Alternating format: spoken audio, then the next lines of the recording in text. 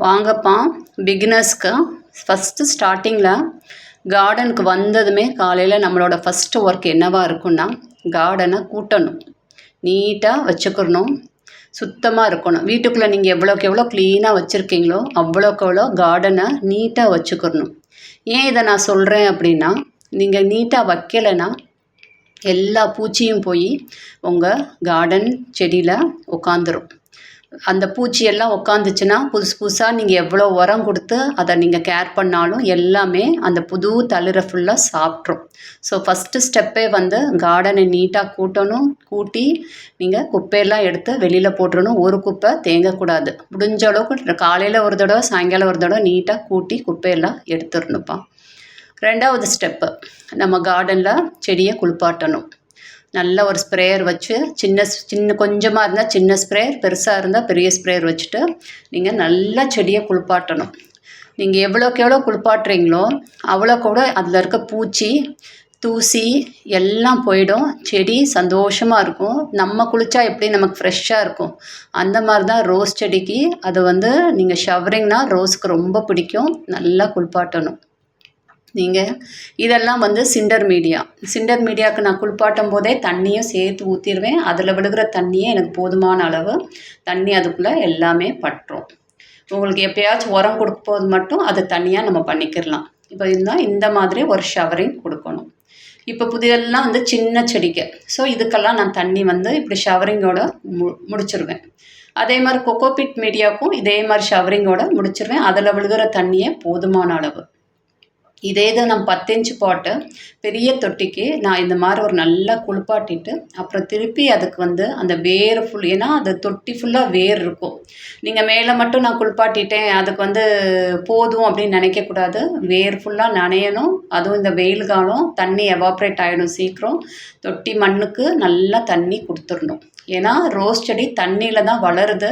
தண்ணி மூலியமாக தான் அது சத்தை எடுத்துக்கிறது. நீங்கள் கொடுக்குற சத்தெல்லாம் தண்ணி மூலியமாக தான் அந்த ரோஸ் செடி உறிஞ்சு எடுத்துக்கிறோம். ஸோ எப்பயுமே தொட்டி மண்ணை காயவே விடக்கூடாது. அதுக்காக தண்ணியை தேங்க விடக்கூடாது.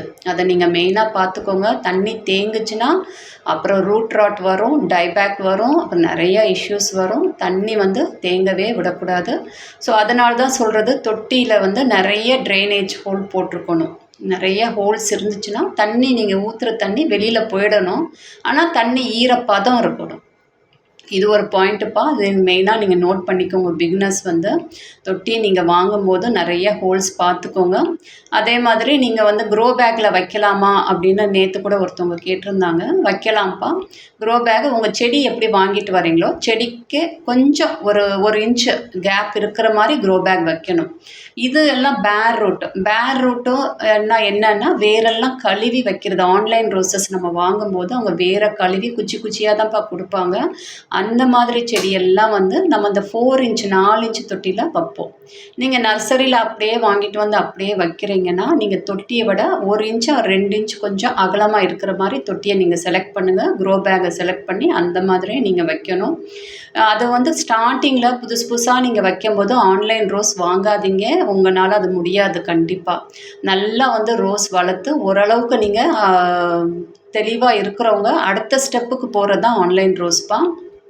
எடுத்த உடனே ஆன்லைன் ரோஸ் சக்ஸஸ் கிடைக்காது. ஸோ நீங்கள் நார்மலாக வளர்க்கணும் அப்படின்னா நர்சரியில் போய் சாதாரண ஒரு செடி வாங்கிட்டு வாங்க. ஒரு நல்ல ஒரு potting mix. So potting mix என்னன்னு கேட்குறீங்க. பாட்டிங் மிக்ஸ் எப்பயுமே எப்படி வேணால் நீங்கள் தயார் பண்ணலாம். ஆனால் அதை நீங்கள் பிடிச்சிங்கன்னா ஏதாவது தண்ணி ஊற்றுனீங்கன்னா அப்படியே வெளியில் போயிடணும். அப்படி இருக்கணும் பாட்டிங் மிக்ஸ். ஸோ நான் 2-3 பாட்டிங் மிக்ஸ் உங்களுக்கு அடுத்தடுத்து நான் வீடியோஸில் நான் போடுறேன். ஆல்ரெடி உமியில் எப்படி வைக்கிறது, நான் அரிசி உமியில் வைக்கிறேன். இந்த அரிசி உமி எங்கே கிடைக்குதுன்னு அப்படின்னு கூட இன்றைக்கி கேட்டிருக்கீங்க. நீங்கள் இந்த ரைஸ் மில்லெல்லாம் கேட்டிங்கன்னா ரொம்ப சீப்பாக தான்ப்பா கிடைக்கும். அதுவும் நம்ம தமிழ்நாடே நம்ம அரிசி தான் நம்ம நிறைய உற்பத்தி பண்ணுறோம். ஸோ நமக்கு நிறைய ரைஸ் மில் இருக்குது. ரொம்ப சீப்பாகவே கிடைக்கும் உங்களுக்கு. அதனால் உமியை நீங்கள் தாராளமாக யூஸ் பண்ணலாம். ஆனால் உமியை நீங்கள் மக்க வைக்கணும். நீங்கள் வாங்கிட்டு அப்படியே நீங்கள் பண்ணக்கூடாது. உமியை எப்படி மக்க வைக்கிறதுங்கிறது கூட ஒரு வீடியோ கொடுத்துருக்கேன். உமியை நீங்கள் நல்லா இப்போ நீங்கள் 4 மாதம் கழித்து ஒரு செடி வைக்க போகிறீங்கன்னா இப்பயே உமியும் உங்களுக்கு கம்போஸ்ட்டும் மிக்ஸ் பண்ணி அதை நீங்கள் மக்க வைக்கணும். அது எப்படிங்கிறது ஒரு வீடியோ இருக்குது. நீங்கள் அதை போய் பாருங்கள். ஸோ அது ஒரு மெத்தடு, அப்படியும் பண்ணலாம். இல்லை எனக்கு அந்த உமியெல்லாம் வாங்கி எனக்கு மக்க வச்சு டைம் இல்லைப்பா, எனக்கு சும்மா சாதாரண ஒரு சாயில் மீடியா ஒரு பாட்டிங் மிக்ஸ் சொல்லுங்கன்னா, ஒரு 60% உரம், எந்த உரமாவது இருக்கட்டும், நீங்கள் 60% உரம், 40% வந்து செம்மண், இது ரெண்டையும் நீங்கள் நல்லா மிக்ஸ் பண்ணிவிட்டு அது கூட போன் மீல், வேப்பம் புண்ணாக்கு சிலதெல்லாம் கலந்து எப்பயுமே அது மிக்ஸ் பண்ணி பாட்டிங் மிக்ஸை உடனே ஒரு செடியை கொண்டு போய் நீங்கள் வைக்கக்கூடாது.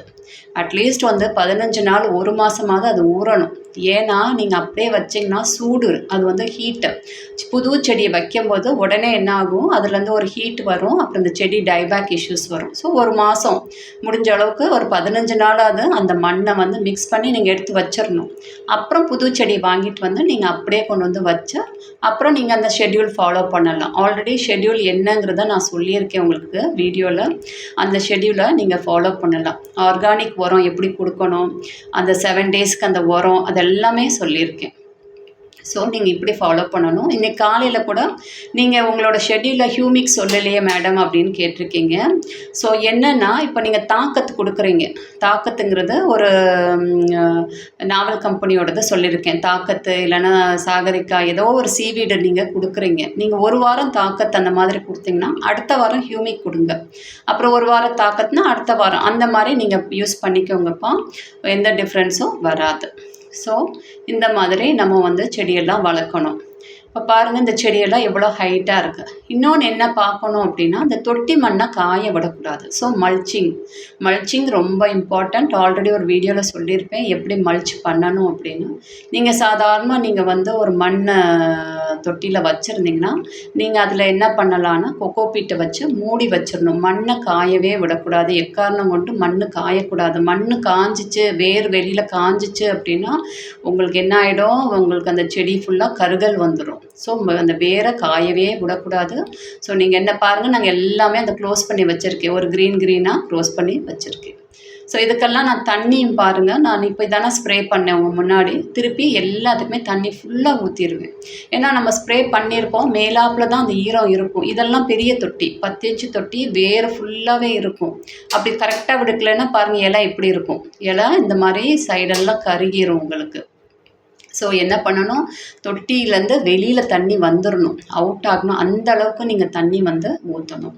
நீங்கள் ஊற்றுனீங்கன்னா கொஞ்சம் நேரம் வெயிட் பண்ணி பார்க்கணும் உங்கள் தொட்டி. அதுக்கு தான் சொல்கிறேன், நிறைய ட்ரைனேஜ் ஹோல்ஸ் போட்டிருக்கணும். ஸோ இதெல்லாம் ஊற்றுனதுக்கப்புறம் நம்ம கார்டனை என்ன செய்யணும், நீட்டாக க்ளீன் பண்ணிடணும். தண்ணி தேங்க விடக்கூடாது. அது நம்ம மாடியோட பாதுகாப்பு. கம்ப்ளீட்டாக எல்லா தண்ணியும் இந்த மாதிரி ஒரு ஏதாச்சும் ஒரு டூல்ஸ் வச்சுக்கோங்க, வைப்பர் வச்சுக்கோங்க. வச்சுட்டு எல்லா தண்ணியும் நீட்டாக அவுட் பண்ணிவிடுங்க. காஞ்சிரும் அந்த வெயில் காலத்தில். நீங்கள் அதனால தான் அந்த குப்பையும் கூட்ட சொன்னேன். அந்த குப்பையோடு சேர்த்து நீங்கள் ஸ்ப்ரே பண்ணிங்கன்னா குப்பையெல்லாம் மண்ணை ஒட்டிக்கிறோம். உங்களுக்கு ஒட்டி அது டேமேஜ் ஆகிடும்ப்பா, உங்களுக்கு மாடி டேமேஜ் ஆகிடும். நம்ம வீட்டுக்குள்ளே எவ்வளோக்கு எவ்வளோ சுத்தமாக இருக்கோ அவ்வளோக்குள்ள மாடியை நீங்கள் சுத்தமாக வச்சுக்கிறணும். மாடி தானே அப்படின்னு நினைக்கக்கூடாதுப்பா. செடிக்கு சுத்தம் ரொம்ப இஷ்டம். அதுவும் ரோஸ் செடியெல்லாம் சுத்தத்தை ரொம்ப விரும்பும். ஏன்னா அந்த காலத்தில் சொல்லுவாங்க, ரோஸ் எல்லாம் ராஜா வீட்டில் தான் வளர்ந்ததா சொல்கிறாங்க. ஸோ அது வந்து ரொம்ப சுத்தமாக இருக்கணும்னு தான் விரும்பும். சுத்தமாக வச்சுக்கணும். அதுக்கப்புறம் தான் ஃபெர்டிலைசர்ஸ்க்கெல்லாம் நீங்கள் போகணும். பாருங்கள், இந்த ரோஸ் எல்லாமே பாருங்கள், தளிரெல்லாம் எப்படி இருக்குது இந்த வெயில் காலத்தில். இது இந்த அளவுக்கு நம்ம வந்து என்ன கொடுக்குறோம், தண்ணி ஸ்ப்ரே பண்ணுறோம், நல்லா குளிப்பாட்டுறோம். அந்த மண்ணை பாருங்கள், இப்போ ஓப்பனாக நான் சும்மா காட்டுறதுக்காக எடுத்தேன்.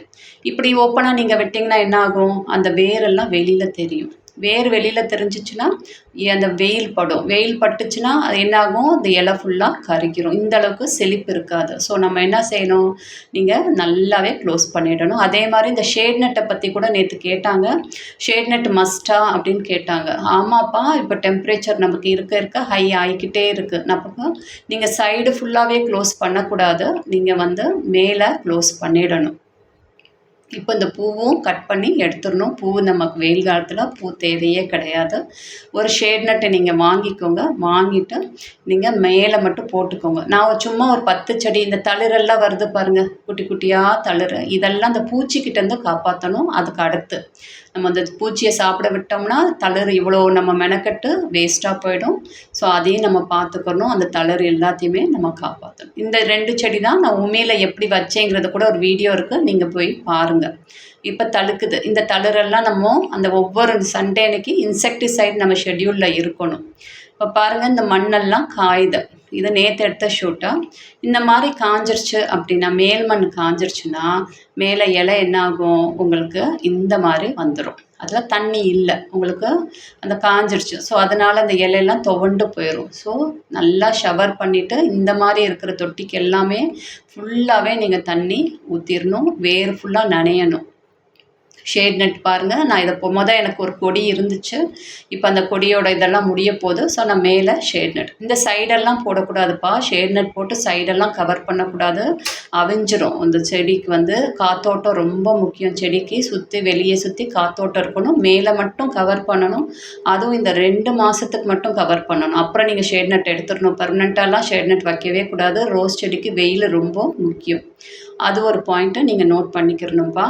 இதெல்லாம் தான் பிகினர்ஸ்க்கு தெரிஞ்சுக்கணும். ஆல்ரெடி ரோஸ் வளர்க்குறவங்களுக்கு இதெல்லாம் தெரியும். புதுசாக வளர்க்குறவங்களுக்கு இதெல்லாம் ஒரு சின்ன சின்ன டிப்ஸை பாருங்கள். இந்த ஷேட் நட்டெல்லாம் இந்த சைடும் அந்த பக்கமும் நான் இப்போ வாங்கி நான் கவர் பண்ணிட்டேன். நம்ம ஜூன் மாதம்லாம் நாங்கள் எடுத்துடலாம். மே ரொம்ப ஹீட் ஜாஸ்தியாக இருக்கும். என்கிட்ட நிறைய செடி இருக்குது. இதை கொண்டு போய் தனியாக நம்ம வைக்க முடியாது. ஸோ இந்த மாதிரி பூவெல்லாம் இருந்துச்சுன்னா எல்லாத்தையும் கட் பண்ணி எடுத்துடணும். எங்கெங்கே நீங்கள் கட் பண்ணுறீங்களோ அங்கெல்லாம் தளிர் வரும். ஜஸ்ட் இதை காட்டிடுறேன் உங்களுக்கு. இதை பழைய யாரோ ஒரு சப்ஸ்கிரைபர் கூட கேட்டிருந்தாங்க, இதை எப்படி நீங்கள் கட் பண்ணி போடுறீங்க அப்படின்னு. நீங்கள் ரவுண்டாக கூட கட் பண்ணி போடலாம்ப்பா. ஸ்டார்டிங்கில் நான் காமிச்சிருப்பேன். அப்படி இல்லை, நான் சும்மா ஸ்கொயராக அப்படி கட் பண்ணி சும்மா அப்படி க்ளோஸ் பண்ணிவிடுங்க டபுளாக. இந்த மாதிரி பாருங்கள். நல்லா அந்த மண் நமக்கு தெரியக்கூடாது, அதுதான் நமக்கு இம்பார்ட்டண்ட்டு. மண் வந்து வெயிலில் படக்கூடாது. எல்லாத்தையும் இப்படி மூடி வச்சுருங்க. மூடி காற்றுக்கு எதுவும் பறக்காமல் இருக்கிறதுக்கு ஏதாச்சும் ஒரு வெயிட்டு, கல்லோ எது இருந்தாலும் சரி, ஒரு வெயிட்டை போட்டு இந்த மாதிரி நம்ம க்ளோஸ் பண்ணி வச்சுக்கலாம். பாருங்கள், நான் க்ளோஸ் பண்ணி வச்சிட்டேன். இப்படி தான்ப்பா வளர்க்கணும். ஃபெர்டிலைசர்ஸை பொறுத்த வரைக்கும் மெயினாக வந்து பாருங்கள், இது வந்து இப்போ உங்கள் காட்டுறதுக்காக வளர்த்த ஒரு 4 செடியில் ஒரு செடி இது லவ் அட் ஃபர்ஸ்ட் சைட்டுங்கிற செடி பூத்துருக்கு. இந்த பூ நல்லா பெருசாக பூக்கும். இப்போ வந்து செடி குட்டி செடிங்கிறனால பூ ரொம்ப சின்ன சைஸாக இருக்குது. போக போக பெருசாக ஆக இதை சும்மா 4 இன்ச்சு தான். இந்த மாதிரி செடியெல்லாம் நீங்கள் தொட்டி 4 இன்ச்சில் வைக்கலாம். நீங்கள் நர்சரியில் வாங்குறது வந்து தான் பெரிய தொட்டியில் வைக்கணும். இப்போ இந்த எல்லா பூ என்ன செய்யணும், எல்லாத்தையும் கட் பண்ணிடணும். இப்படியே விடக்கூடாது. இப்படியே விட்டிங்கன்னா என்னாகும், உங்களுக்கு எனர்ஜி நிறையா வந்து அந்த செடி எடுத்துக்கிறோம், தளிர் வராது. ஸோ நான் ஏற்கனவே கட் பண்ணுற வீடியோஸ் நிறையா உங்கள்கிட்ட காமிச்சிருக்கேன். திருப்பி நான் கட் பண்ணதுக்கப்புறம் அந்த இடத்துல என்ன வரும், திருப்பி வந்து தளிர் வரும், மொட்டு வரும், திருப்பி பூ பூக்கும். அந்த பூ லேசாக அந்த மொட்டு தெரியும் போதே கட் பண்ணிடணும். இப்போ நான்லாம் கொஞ்சம் நிறையா இந்த ஒர்க் நிறையா இருக்கிறதுனால அதை மெயின்டைன் பண்ணலை. ஸோ எல்லாத்தையும் என்ன பண்ணணும், கட் பண்ணி எடுத்துடணும். கட் பண்ணி எடுத்துகிட்டு சப்போஸ் வந்து எல்லாத்துக்கும் பேஸ்ட்டு போட்டு நம்மளால் முடியலைன்னா ஈவினிங் ஒரு ஃபங்கிசைடை ஸ்ப்ரே பண்ணிடலாம். மெயினாக என்னென்ன வேணும் அப்படின்னா, ஒரு இன்செக்டிசைடு மெயின்ப்பா. இன்செக்டிசைட் வீக்லி ஒன்ஸ் கண்டிப்பாக நம்ம செடிக்கு ஸ்ப்ரே பண்ணணும். ஃபங்கிசைடுங்கிறதும் ஆர்கானிக் இருக்குது, இன்ஆர்கானிக் இருக்குது. ஆர்கானிக்கில் ட்ரைகோடர்மா வெர்டே இருக்குது, இன்ஆர்கானிக்கில் சாஃப்ட் மாதிரி ஃபங்கிசைட்ஸ் இருக்குது. அதுக்கப்புறம் தொட்டி சைஸ் பார்த்துக்கோங்க. இதெல்லாம் நீங்கள் எங்கே வாங்குறீங்கன்னு கூட கேட்டிருக்கீங்க. ரிது பார்ட்ஸ்ன்னு அவங்கக்கிட்ட தான் இந்த தொட்டி கேரளாலேருந்து வாங்குறேன்ப்பா. ஆர்டர் பண்ணால் அவங்க அனுப்பிச்சி விட்றாங்க. பாட் சைஸ் 4 இன்ச்லேருந்து இருக்குது. 4 இன்ச்சு, 6 இன்ச்சு, 7 இன்ச்சு, 8, 10, 12 அந்த மாதிரி அவங்ககிட்ட சைஸாக உங்களுக்கு பாட் இருக்குது. இந்த ஹோல்ஸ் எல்லாம் நாங்களே போட்டுக்கிட்டது. ஒரு சால்ட்ரிங் அண்ட் அயன் வச்சு ஹோல்ஸ் எல்லாம் நாங்கள் போட்டுக்கிட்டோம். ஸோ நாங்கள் அந்த தொட்டி உங்களுக்கு இதெல்லாம் வந்து ஆன்லைன் ரோசஸ்க்கு உங்களுக்கு அந்த சின்ன தொட்டிலேருந்து வளர்த்து ஸ்டெப் பை ஸ்டெப்பாக போகணும். நீங்கள் டேரெக்டாக வந்து பெரிய செடியை அப்படியே வளர்க்குறீங்கன்னா உங்கள் செடியை விட ஒரு 2 இன்ச்சு தான் கொஞ்சம் தான் கேப் இருக்கணும். அந்தளவுக்கு தான் நீங்கள் மண் போடணும். பெரிய தொட்டியில் கொண்டு போய் சின்ன செடியெல்லாம் வச்சிடாதீங்க.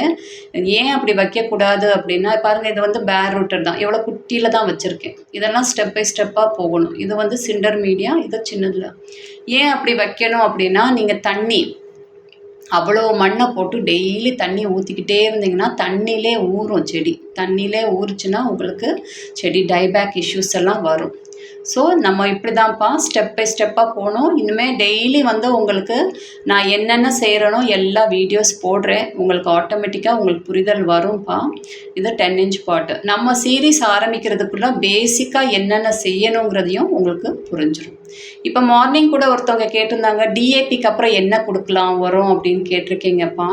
டிஏபி 15 நாளைக்கு ஒன்ஸு இல்லை மந்த்லி ஒன்ஸ் கொடுத்தா போதும். அப்புறம் வீக்லி ஒன்ஸ் மைக்ரோ நியூட்ரியண்ட்டை நீங்கள் ஸ்ப்ரே பண்ணணும். மைக்ரோ நியூட்ரியண்ட்டை பற்றி கூட ஒரு வீடியோ உங்களுக்கு லாங் வீடியோ நான் கொடுத்துருக்கேன், அதை கூட நீங்கள் பார்க்கலாம். தளிர் பாருங்கள், இப்போ எங்கெங்கே பூவெல்லாம் கட் பண்ணதுக்கப்புறம் இப்படியெல்லாம் தளிர் உங்களுக்கு வரும். இந்த தளிரை என்ன செய்யணும், ஒரு இன்செக்டிசைடை வச்சு நம்ம காப்பாற்றணும். இல்லைன்னு வச்சுக்கோங்க, அந்த தளிரெல்லாம் அந்த பூச்சி சாப்பிட்டு போயிடும். தளிர் வளரவே வளராத, ஆரம்பத்திலே அதை சரி பண்ணிடணும். ஸோ இந்த மாதிரி தான் பேசிக் தெரிஞ்சுக்கணும். அதே மாதிரி இந்த பாட்டிங் சாயிலும் உமியிலே நான் ஊமியும் உங்கள் கம்போஸ்ட்லேயே நான் வளர்த்துருக்கேன் என்னோடய செடியெல்லாம்.